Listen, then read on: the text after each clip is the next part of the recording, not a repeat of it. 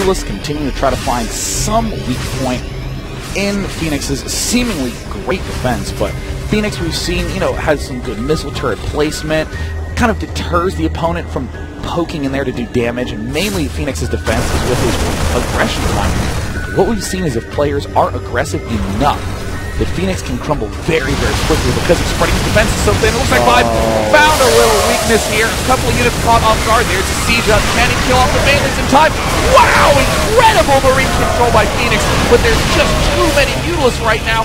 Wow! Fenix barely defended that. Yeah, and it's too bad that Vibe didn't take out that second medevac when he had the chance, because there were two there, and he took out the first one, got the second one down to lower health, but ultimately wasn't able to take that out. It would have made those Marines a lot easier to take out. Now Fenix has responded by adding a Thor to his arsenal as well, and he's going to be expanding to this third. It's really interesting because there is a ramp that still leads to from Vibe's base into this particular expansion. However, with the siege tanks, having high ground tanks there can be extremely effective. It does cut off some of the attack points from the Zerg. Ooh, Thor getting a very nice shot on those Mutalisks. Planetary Fortress going down now for Phoenix. We do see a +1 upgrade getting started for Vibe, surprisingly far behind on those ups. There's the Infestation Pit going down for Vibe. Only thing he is ahead in upgrade-wise is that flyer attack already down to +2. We see Phoenix's engineering bay cranking away on that extra infantry upgrade, cranking away on that +1 attack for his mech units as well. So Phoenix is probably going to sit tight for a little bit, build up a big force, and start moving out when those upgrades begin wrapping up. I mean, he's really established himself nicely at this third base, putting up the missile towers. He's going to protect that missile turret from being taken out by putting some Marines there in the interim. There's another, actually two more missile turrets going up there. He's going to go ahead and make his way into the main now, where there are going to be more missile turrets waiting. He is going to lose one Muta, but we see Fenix lose that one missile turret. He's going after the armory as well, and he cancels the upgrade that was underway on the armory and immediately begins new production of that as well. However, Vibe finally sticking in here now. That means that Fenix is going to have an opportunity to move forward. Already scanning, taking out some of those forward creep tumors. And let's see what he does here. Uh-oh, two Mutalisks for those missile turrets. Phoenix doing a huge push. Again, Phoenix's #1 defense is his extremely aggressive push timings. There's the tank siege up. Really wants to pick off some of those Banelings. My gosh, this action's heating up. Marcus is getting all stuck in my throat. We see that there's the push forward, and wow, great bait. Look at all the dead Zerglings. That was a great little bait and play. Look at that, 10 kills on that siege tank.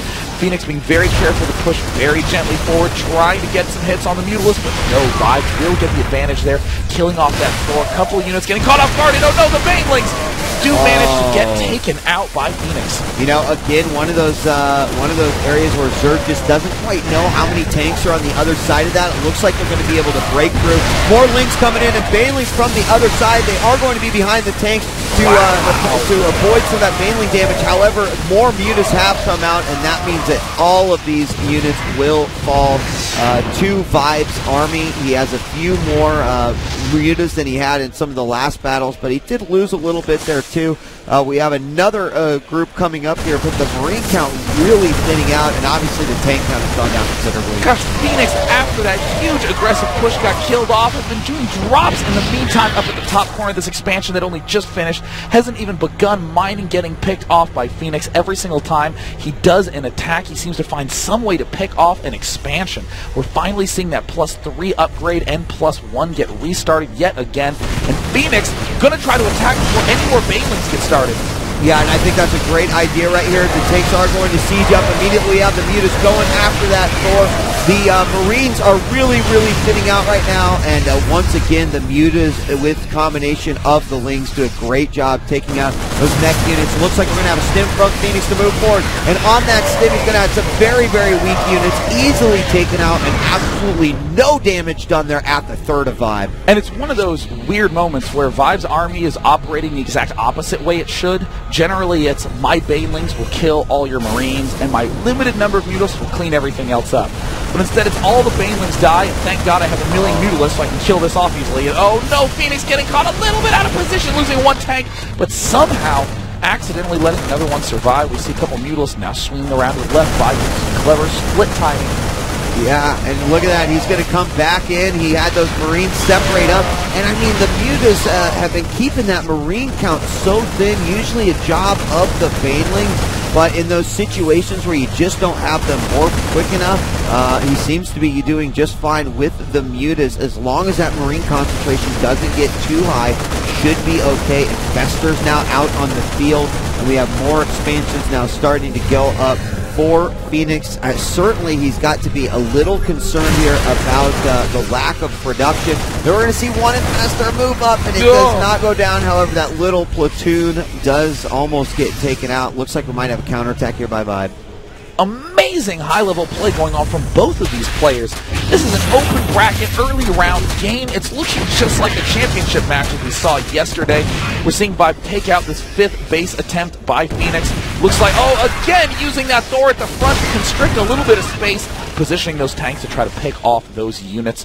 We see that this gold base is now getting secured by Phoenix, has the command center down, but a Hive is en route for SixJax Vibe. Extremely intense, very close match.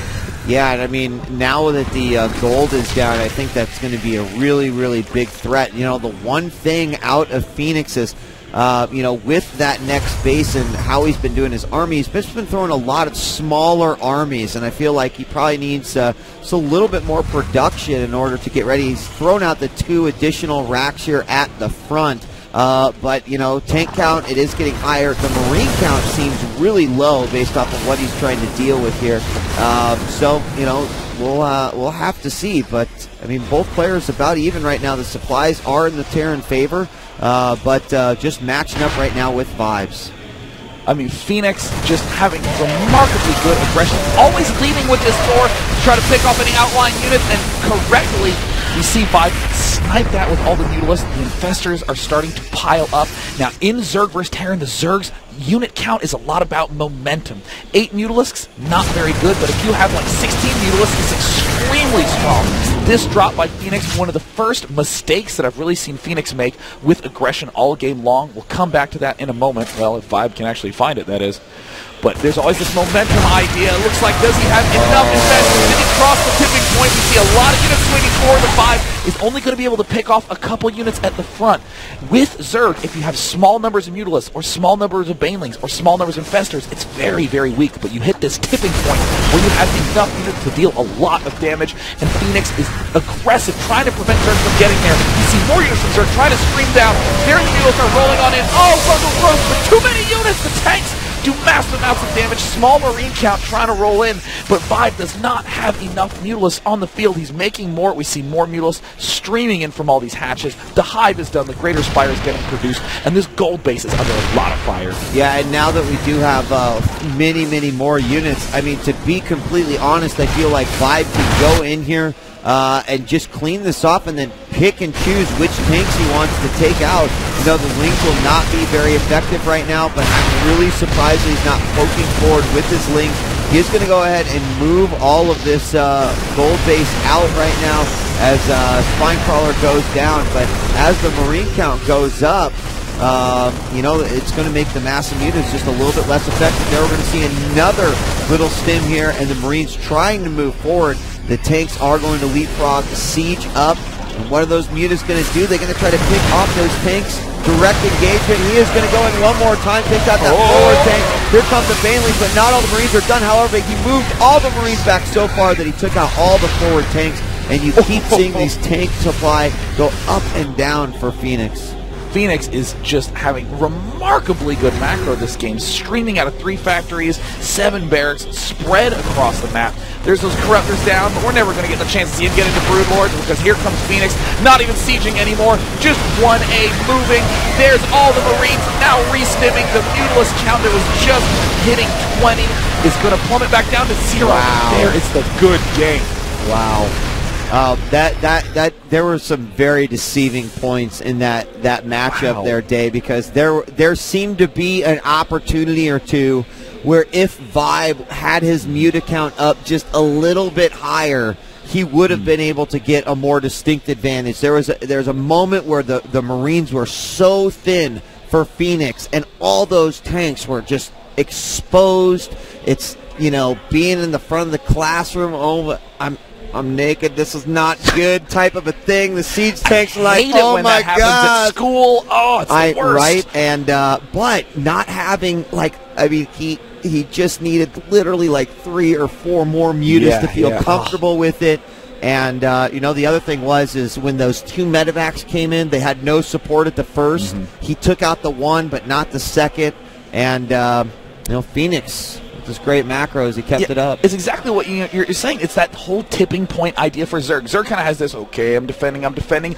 Do I have the magic number of bases? Whomp, and then he shoves him right down into the gravel and makes him chew on the curb and that sort of thing. Very, very difficult to get there when you're under as much fire as Fenix is laying out. So we'll be back after an extremely short break. Do not go anywhere. I'm Day 9. And I'm DJ Weed. We'll be back with Game 2 between Fnatic Fenix and SixJax Vibe.